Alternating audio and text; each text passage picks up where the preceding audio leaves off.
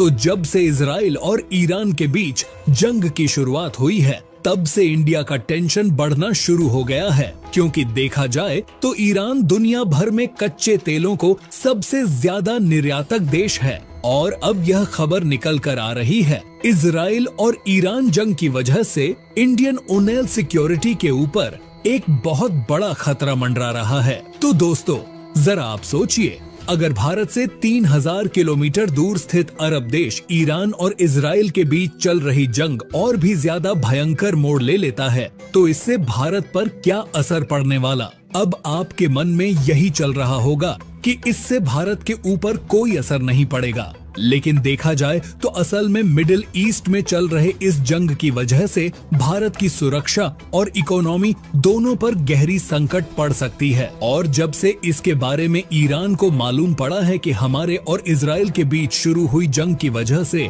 Indian oil के ऊपर सीधे सीधे असर पड़ रहा है, तब से ईरान चाह रहा है कि चलो अब इंडिया को भी इस युद्ध में शामिल कर लेते हैं। और अब यह खबर निकल कर आ रही है कि भारत के द्वारा अपने नौसेना के 3 युद्धपोत को ईरान के बंदरगाह पर भेज दिया है और अब इंडिया बहुत जल्द कुछ बड़ा एक्शन भी ले सकता है। लेकिन हैरान करने वाली बात यह है कि इस जंग की वजह से भारत की ऑयल सिक्योरिटी पर कौन सी आफत टूट पड़ी है, क्योंकि भारत ने अपने 3 युद्धपोत को ईरान की तरफ मोड़ दिया है। और क्या इस चल रहे खाड़ी युद्ध में भारत ने हिस्सा लेने का प्लान बना लिया है? आखिर में पूरी अपडेट क्या है, चलिए इस वीडियो में पूरी गहराई से समझते हैं। लेकिन आगे बढ़ने से पहले आप कमेंट करके बता दीजिए कि ईरान और इजराइल के इस जंग में भारत को किसका साथ देना चाहिए, और वीडियो को लाइक करके चैनल सब्सक्राइब कर ले। ये आपके लिए 1 सेकंड का काम है,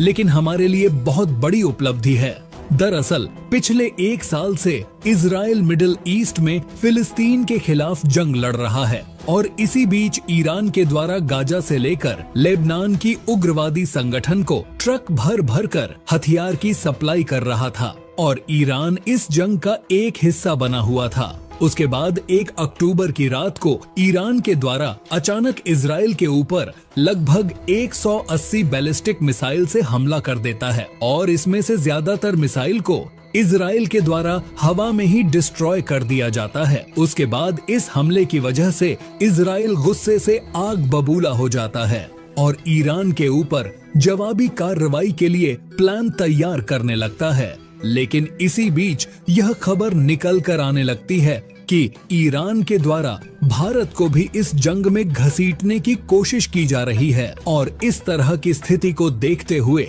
भारत को कहीं न कहीं डायरेक्टली नहीं तो इनडायरेक्टली अपना कदम आगे बढ़ाना शुरू कर दिया है। दरअसल यह खबर निकल कर आ रही है कि इजराइल ने खुलेआम धमकी देते हुए कहा है कि वह ईरान की ऑयल स्टोर पर हमला करके तबाह कर देंगे। वैसे इजराइल के सपोर्टर देश अमेरिका का कहना है कि वह इजराइल को ऑयल स्टोर पर हमला करने से रोकने की पूरी कोशिश में लगा हुआ है, इसलिए अमेरिका ने ईरान के ऑयल फील्ड्स पर सैंक्शन लगा दिए हैं। लेकिन इसके बावजूद भी इजराइल उन ऑयल टैंकर्स को उड़ाने का प्लान तैयार कर रहा है ताकि ईरान का ऑयल सेक्टर पूरी तरह से बर्बाद हो जाए और ईरान की इकोनॉमी को इतनी भयंकर झटका लगे कि वह फिर कभी इजराइल से पंगा लेने के बारे में सपने में भी ना सोच सके। हालांकि जानकारी के लिए आपको बता दें कि इजराइल और ईरान के जंग की वजह से इसका असर भारत के ऊपर दिखता हुआ नजर आ रहा है।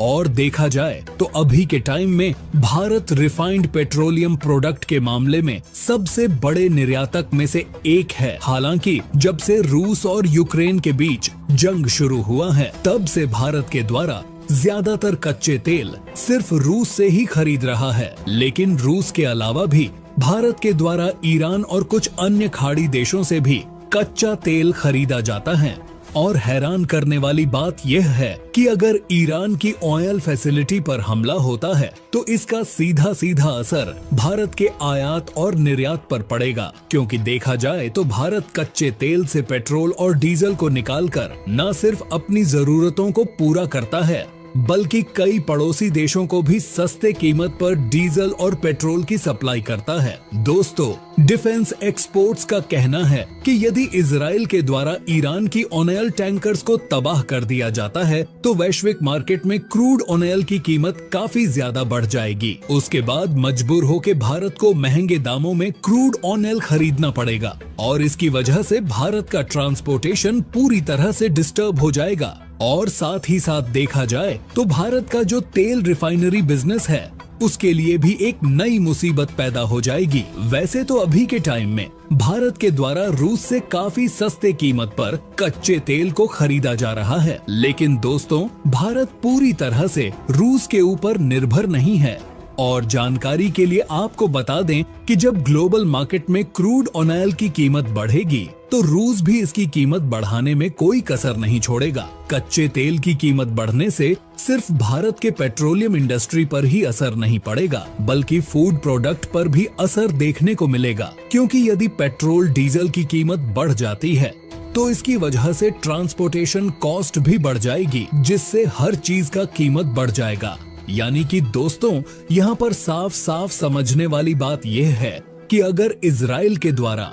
ईरान के ऑयल स्टोर पर हमला करके तबाह कर दिया जाता है तो इससे भारत की ऑयल इंडस्ट्री पर तो असर पड़ेगा ही, साथ ही साथ भारत की इकोनॉमी पर काफी ज्यादा असर पड़ने वाली है और महंगाई भी आसमान पर पहुंच जाएगी। इन्हीं सब टेंशन की वजह से भारत के द्वारा तुरंत 3 युद्धपोत को ईरान की तरफ भेज दिया था, जिसमें कि ICGS वीरा INS टियर INS सारदोला शामिल है। वैसे जानकारी के लिए आपको बता दें कि भारत ने न सिर्फ अपनी ऑयल सप्लाई की सिक्योरिटी बढ़ाने के लिए इन 3 युद्धपोत को भेजा है, बल्कि भारत के विदेश मंत्री एस जयशंकर ने ईरान और इजराइल के बीच चल रहे जंग को भी खत्म करने का ऑफर दे दिया है। वैसे ईरान भी यही चाहता है कि जहां तक हो इस तनाव में भारत की मदद करे, क्योंकि अभी के टाइम में भारत का रिलेशन ईरान के साथ काफी अच्छे हैं और इजराइल के साथ भी अच्छे हैं। दोस्तों, देखा जाए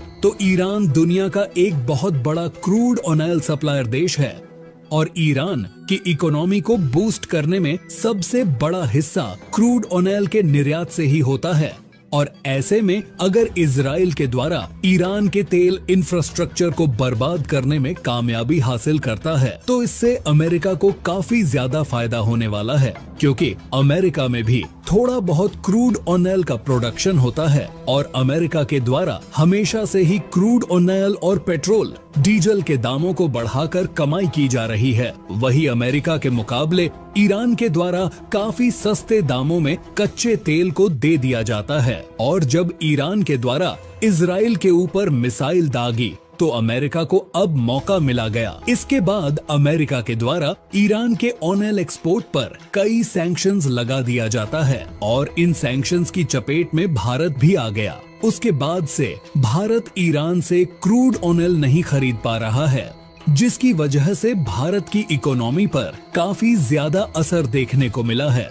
क्योंकि लेबनान के हिजबुल्लाह समूह का यमन के हूती विद्रोही के साथ काफी गहरा रिश्ता है। इसलिए हिजबुल्लाह के कहने पर हूती विद्रोहियों ने लाल सागर में कई जहाजों पर हमला कर चुके हैं और इसमें भारत के भी जहाज शामिल हैं। बस इन्हीं हाईजैक्स की वजह से भारत को मिडिल ईस्ट और यूरोप के साथ बिजनेस करने में काफी परेशानियों का सामना करना पड़ रहा है और इन्हीं सब वजह से भारत को अपने इकोनॉमिक कॉरिडोर्स में माल सप्लाई करने के लिए काफी लंबे रूट्स लेने पड़ रहे हैं, जिससे शिपिंग कॉस्ट बढ़ रही है। वैसे आपको क्या लगता है, अगर ईरान और इजराइल के बीच आगे भी जंग जारी रहता है तो इंडिया किसका साथ देगा? अपनी राय कमेंट करके जरूर बताइएगा। अब मिलते हैं एक नए टॉपिक के साथ अगले वीडियो में, तब तक के लिए जय हिंद।